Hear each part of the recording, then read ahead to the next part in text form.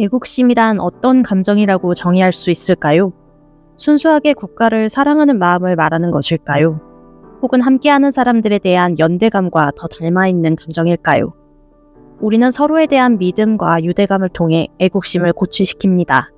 그리고 예술가들은 그림을 통해 그러한 애국심을 더욱 강화시켰죠.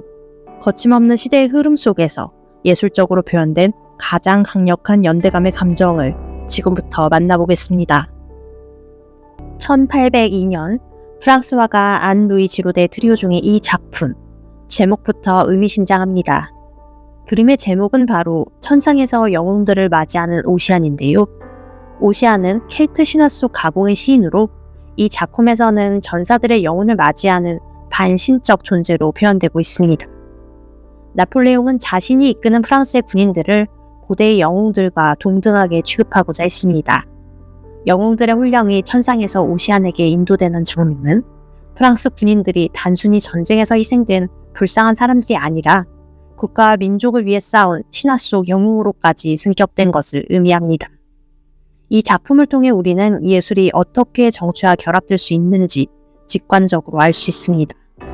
죽음 이후에도 이어지는 명예로운 영웅의 마지막 모습은 나폴레옹과 같은 지도자의 인위적인 전승을 통해 국가의 정체성을 정립하기에 이릅니다. 조금 더 강렬하고 직설적인 작품을 보시겠습니다. 프랑스 혁명의 한가운데에서 탄생한 이 작품의 화가 외젠 들라크루아의 유명한 말을 먼저 들어보실까요? 나는 조국을 위해 직접 싸우지는 못했지만 조국을 위한 그림을 그리고 싶었습니다. 그의 말처럼 그는 이 작품을 통해 예술가의 붓을 들어 직접 전쟁터에 참여하지 않고도 화가의 방식으로서나마 민중의 뜻에 동참하겠다는 의지를 보여주었습니다. 이 그림의 중심에선 한 여인의 모습이 돋보입니다.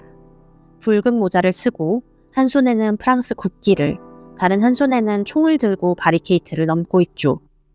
이 인물 또한 단순한 여성 그 자체를 묘사하는 데 그치고 있지만은 않습니다. 고전적인 여성 누드의 형상에 민중 복장을 더함으로써 전통적인 여신의 이미지와 현실적 투사의 모습이 혼합된, 말하자면 이념과 현실이 조화하는 모습을 단적으로 그리고 있죠. 이 여인은 프랑스 자체를 상징하는 자유와 희망의 여신입니다. 고대 로마의 해방 노예가 쓰던 프리기아 모자는 그녀가 자유의 상징임을 모두에게 알립니다.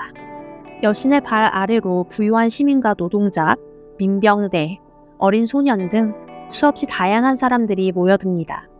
외제는 이 그림을 통해 영웅 한 명의 전쟁이 아닌 다양한 민중의 연합체가 자유라는 이상을 향해 나아가는 찬란한 여정을 시각화하였습니다.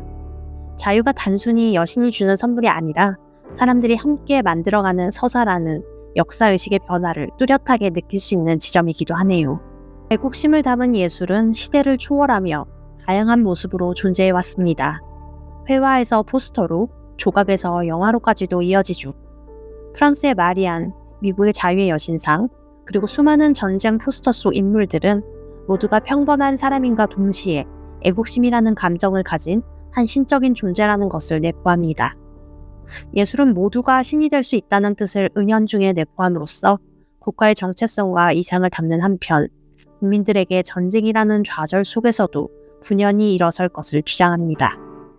예술이 기록하여 사람들의 의식 속에 단단히 자리 잡은 그 강렬한 감정, 애국심은 21세기를 살아가는 우리에게도 여전히 시사하는 바가 큰 중요한 상징입니다.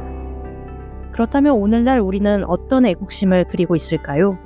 우리가 그려야 할 애국심의 모습은 어떤 것이며 현재 예술이 만들어낸 국가의 모습은 선에 가까울까요? 악에 가까울까요? 예술 속 숨은 코드, 다음 이야기에서 만나보겠습니다. 지금까지 도슨트 루나였습니다. 감사합니다.